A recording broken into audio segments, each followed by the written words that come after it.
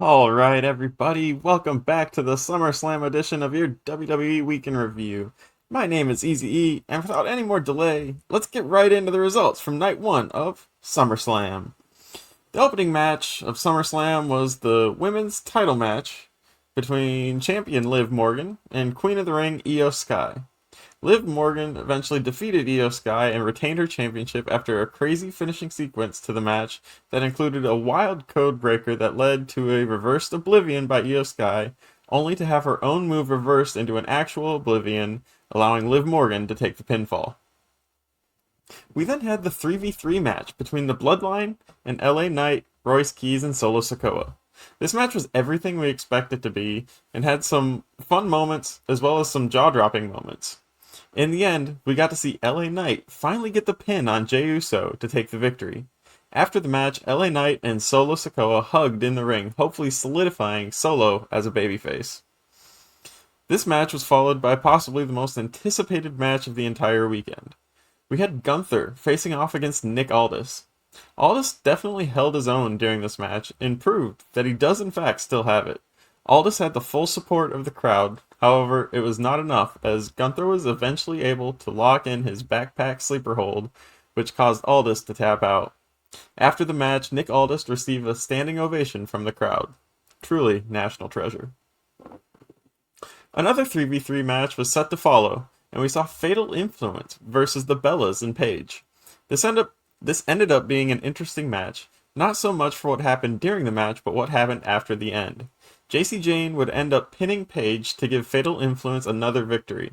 The Bellas then turned on Paige and gave her a beatdown in the ring, and then proceeded to walk out on her with Nikki explaining to the camera that nobody can take her spot next to Brie.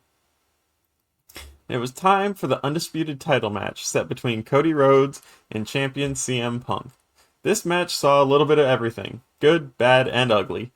Something everyone can agree on is the brief return of everyone's favorite Viper, Randy Orton. Randy ran into the ring while the ref was down and out to hit the RKO on Cody Rhodes, which set up Punk to hit one last GTS on Cody in order to get the pin and retain the Undisputed Championship. Finally, in the main event of the night, Hell in a Cell between Brock Lesnar and Oba Femi. This match started fast and was as explosive as we wanted it to be.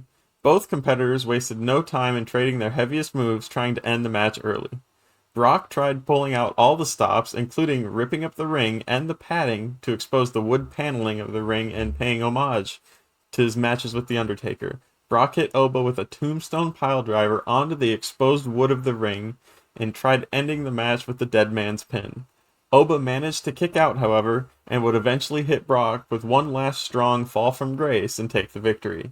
After the match, Brock fully embraced Oba in a bear hug, then grabbed a mic and came back into the ring to say that Oba is the future and that he is the past. And that's how we concluded night one. So let's get right into night two of SummerSlam. The opening match of the night was the number one contender match to face the undisputed champion.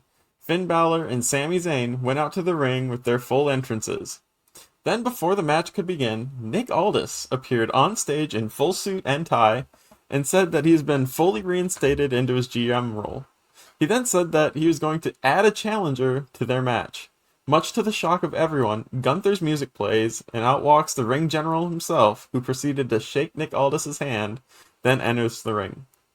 Nick then addressed the crowd again and said he made another executive decision to make this a fatal four-way match and that he's added another participant.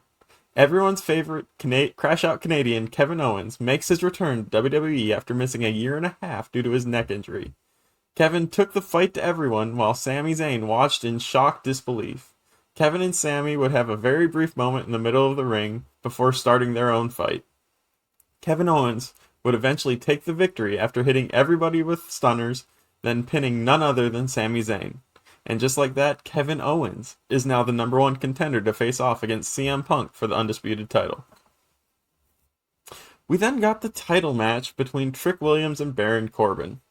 Baron Corbin would in fact emerge victorious and be crowned as your new United States Champion. It was then time for the 5-women ladder match. The crowd made it extremely obvious during the match who they wanted to win and who they did not want to win at all. Both times Jade Cargill made a push to make it look like she might win, there was some fierce booing from the crowd. However, in the end, the crowd favorite Chelsea Green would reign supreme and have the belt in her hands atop the ladder. In the shortest match of the weekend, Danhausen would win his Human Monies on a Pole match against Dirty Dominic Mysterio, after getting some more assistance from the Minihausens, as well as a surprise appearance from Joe Hendry. In the Intercontinental title match between Chad Gable and Penta, we saw two luchadors that have the utmost respect for each other battle it out in what was a thrilling match. Hometown favorite Chad Gable would be victorious after getting Penta to tap out in an ankle lock. This is Chad Gable's first ever singles title, and it is very much deserved. Finally, the last match of SummerSlam. Seth Rollins versus Roman Reigns for the World Heavyweight Championship. Seth Rollins, using more of his mind games, started his entrance with the old Shield intro before using his customary Burn It Down. Seth even offered Roman a military tactical vest at the start of their match. I try to stay unbiased here and present just what happened. However, in my humble opinion, this match was possibly one of the best stories ever told inside a ring from bell to bell. If there's only one match you can go back and watch from all of SummerSlam, it should be this match. However, that being said, Roman Reigns would eventually be able to bury the past and finally beat Seth Rollins on the biggest stage in order to retain the World Heavyweight title. And that is how SummerSlam 2026 would conclude. Tonight we have Monday Night Raw to deal with some of the results from the weekend and to see where some stories will go next. Be sure to tune in tomorrow for the Raw recap, and then again on Wednesday at 3:30 for our flagship program Talk to the Bell.